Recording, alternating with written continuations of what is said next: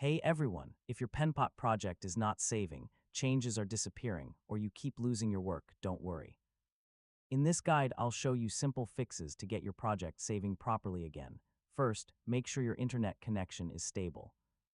A Penpot needs a steady connection to sync and save your work properly. Next, refresh the page and reopen your project. Yeah, temporary glitches can sometimes block the saving process. If you've made a lot of changes, give it a few seconds. I mean, large projects can take time to sync with the server. Sometimes you may get logged out without noticing. So make sure you're still signed into your Penpot account. Very large files with many layers can slow down saving. Breaking the project into smaller parts can help prevent save issues. Corrupted browser data can interfere with saving. Yeah, clearing cache and cookies may fix sync and save issues.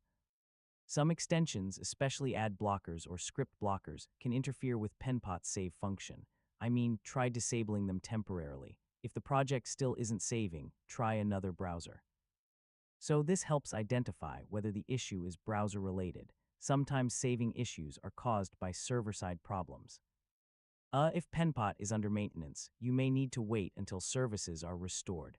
If nothing works, contact Penpot support.